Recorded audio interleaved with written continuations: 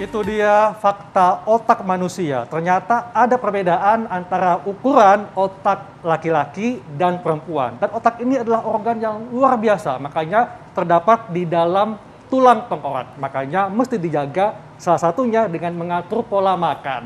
Dok, tadi ada fakta mitos yang belum dijawab, Dok ya. Katanya perdarahan di otak ini disebabkan karena seringnya konsumsi makanan yang berkolesterol tinggi dan jarang olahraga. Ini fakta atau mitos, Dok? Fakta, Dokter Haikal. Oh, fakta, itu ada pengaruhnya, dokter? Ada pengaruhnya. Jadi seperti ini, pasien dengan hipertensi atau darah tinggi itu tidak boleh makan asin terlalu banyak.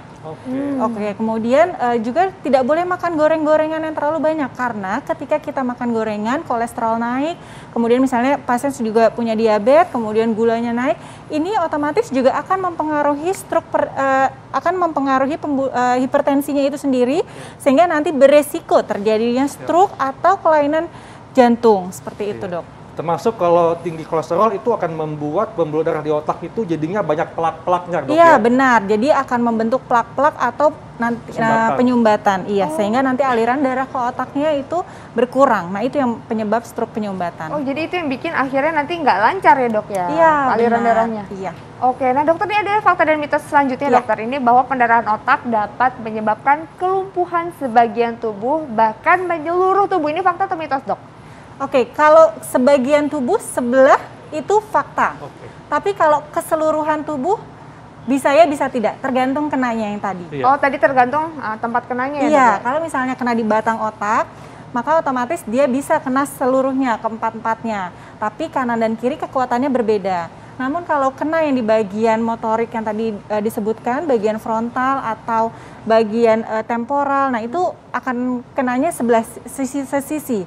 Jadi misalnya kena penyumbatannya di sisi kanan, maka kelemahannya yang sisi kiri. Dan sebaliknya, kalau misalnya penyumbatan atau perdarahannya di sisi kiri, kelemahannya kena yang sisi kanan. Itu kenapa, Dok? Kok bisa silang kayak gitu? Karena memang fungsi otak kita menyilang. Seperti itu. Oke, jadi fungsi otak menyilang ya, Dok? Jadi ini yang ngatur organ kiri kita itu otak kanan. Yang mengatur ekstremitas kanan kita itu otak kiri. Gitu. Oh, jadi menyilang ya, dokter? Iya, benar. Dok, masyarakat nih perlu tahu, Dok ya. Sebetulnya perdarahan otak ini itu paling sering terjadi di sebelah mana? Karena biasanya nih masyarakat tuh lihatnya lumpuhnya sebelah kiri aja atau sebelah kanan aja. Nah, sebetulnya di mana, Dok? Oke.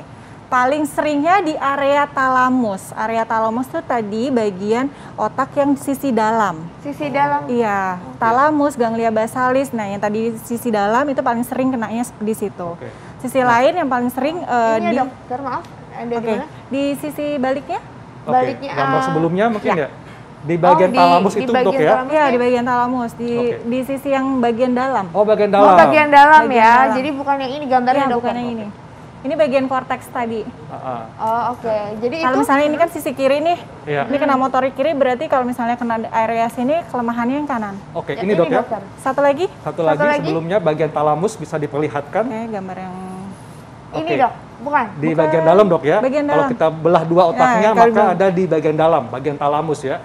Itu yang paling sering. Area daerah sini yang paling sering. Oke. Ya. Oh, daerah situ paling sering, dokter? Iya, paling sering perdarahan. Kalau yang kecil tuh area sini di dalam, gitu. Oke. Nah, itu biasanya pendarahan otak tuh lebih sering terjadi pada laki-laki atau perempuan, dokter? Seringnya sih karena faktor risiko dimiliki laki-laki, maka lebih seringnya pada laki-laki. Karena laki-laki kan ada merokok, kemudian pola hidupnya lebih nggak sehat gitu. Merokok, terus makan nggak dijaga. Iya, benar. Terus suka begadang juga, Dok ya? Iya. Oh, jadi begadang juga bisa ya, dokter? Iya, ketika kita begadang, itu kan hormonal kita nggak bagus nih, jadi metabolisme tubuh kita otomatis nggak bagus, berantakan semuanya.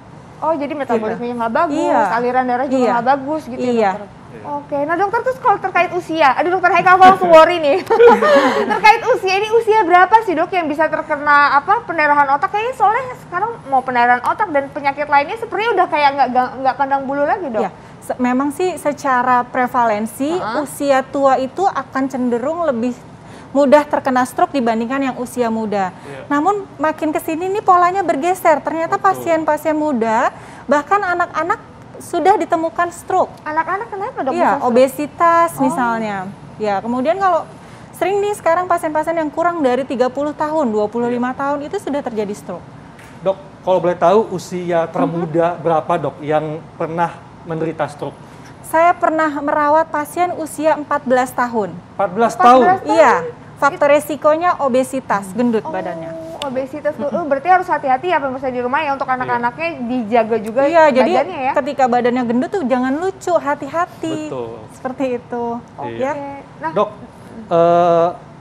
pertanyaan berikutnya dok, yang menjadi fakta mitos kan yang namanya perdarahan otak itu kan kondisi emergensi, mesti dilarikan ke rumah sakit. Benar. Tapi katanya masih dapat disembuhkan dok. Ini fakta atau mitos? Oke.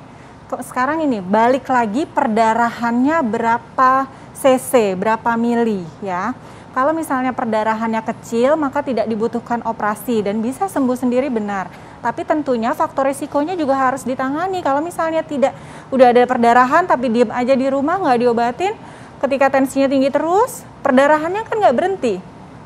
Jadi terus-menerus perdarahannya, nah itu akan menyebabkan perburukan. Jadi kalau misalnya ada kelemahan anggota gerak, gangguan bicara, atau gangguan kesadaran yang mendadak, atau nyeri kepala sebelumnya nih nggak pernah nih kayak gini, nyeri kepala biasa-biasa aja, ini kok berat banget, maka segera ke rumah sakit. Dokter ada apa ya, maksudnya kayak ciri khusus nggak sih sakit kepala yang kalau itu tuh sebenarnya mengindikasikan pendarahan otak ataupun stroke gitu? Kalau stroke kan udah ini ya kelihatan ya mungkin ya? Iya, sakit kepala hebat yang belum pernah dialami sebelumnya disertai dengan tadi, 1 ada gangguan kesadaran, 2 bisa disertai gangguan memori, kelemahan anggota gerak, kebas sesisi, atau gangguan keseimbangan, atau gangguan bicara. Jadi disertai dengan gangguan-gangguan itu biasanya? Disertai dengan gangguan-gangguan yang tadi saya sebutkan. Tidak perlu ada semuanya.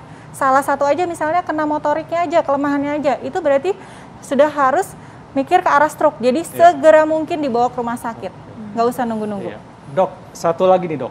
Ini masyarakat ingin tahu dok, kalau terjadi perdarahan otak, apakah solusi satu-satunya dilakukan operasi? Oke. Operasi bukan satu-satunya jalan. Artinya tidak semua perdarahan dilakukan operasi. Hanya perdarahan-perdarahan besar di mana biasanya lebih dari 30 cc maka akan dilakukan operasi. Ketika kurang dari 30 cc kita hanya lakukan maintenance untuk hipertensinya, kemudian faktor risiko lainnya disertai dengan fisioterapi tentunya gitu, atau mungkin terapi wicara jika diperlukan gitu. Pokoknya kita kontrol faktor risikonya. Tapi kalau ternyata perdarahannya lebih dari 30 cc maka diperlukan operasi. Atau misalnya awalnya nih kesadarannya masih baik, tiba-tiba penurunan kesadarannya terus-menerus gitu, maksudnya jadinya makin jelek pasiennya. Nah itu perlu dipikirkan apakah memang ini diperlukan operasi atau tidak. Atau misalnya perdarahannya terjadi di area belakang, di area tadi yang bagian keseimbangan atau bagian pons, di situ kan area vital kita. Jadi seringkali ketika perdarahannya di situ, itu akan menekan kesadaran lebih dalam. Nah itu diperlukan operasi. Oke, nah dokter tadi kan dokter katakan ada kondisi yang tidak memerlukan operasi, misalnya masih belum lebih dari 30 cc ya. Iya. Nah itu kan kalau di bayangan saya sebagai orang awam ya dok, ada pendarahan, ada darah di otak. Nah ini akan berarti harus hilang darahnya, apakah akan terserap sendiri atau gimana tuh dok? Atau perdarahannya akan diserap sendiri. Dalam jangka waktu 14 hari biasanya akan hilang sempurna. Gitu, jadi tinggal bekasnya aja gitu, tapi perdarahannya udah nggak ada. Artinya ada kondisi-kondisi tertentu yang memang tubuh kita bisa untuk bukan kondisi tertentu, memang akan diserap sendiri sama seperti misalnya perdarahan di tangan itu kan akan berhenti sendiri meskipun tidak dilakukan jahit misalnya gitu ya kan. Jadi dalam tubuh kita ada healing proses ya dokter ya? Ada proses di mana dia akan secara otomatis menghentikan perdarahan. Iya.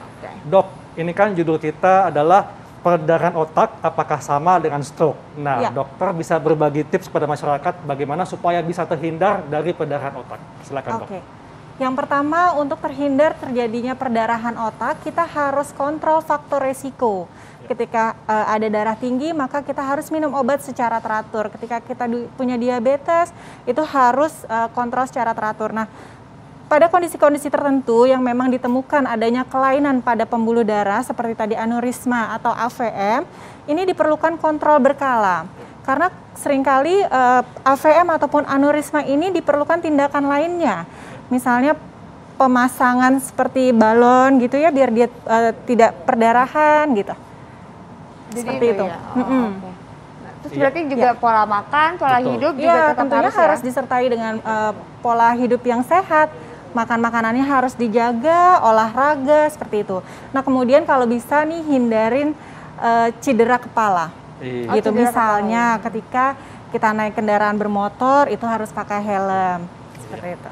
Baik dok, terima kasih untuk penjelasannya. Jadi intinya adalah Intan bahwa kita harus menjaga pola hidup kita supaya terkendali agar terhindar dari tadi dok ya, risiko perdarahan otak. Iya betul banget dokter. Makasih banyak ya dokter ya. Sama-sama Mbak Intan, dokter Haikal. Nah dokter Haikal, ini ada lagi nih dokter yang sering banget aku lihat juga nih dok ya. Ada mata katarak. Nah dulu tuh kan kalau katarak kan pada lansia doang. Nah sekarang aku suka baca-baca artikel ternyata di usia muda juga bisa terjadi dokter Haikal. Kenapa ya? Kita bakalan bahas ya dokter kali ini. Bahkan balita Intan. Nah, balita pernah? Iya. Kok bisa dok? Penasaran kan? Iya. Nah kita akan bahas sesaat lagi tentang katarak tetap di Hidup Sehat.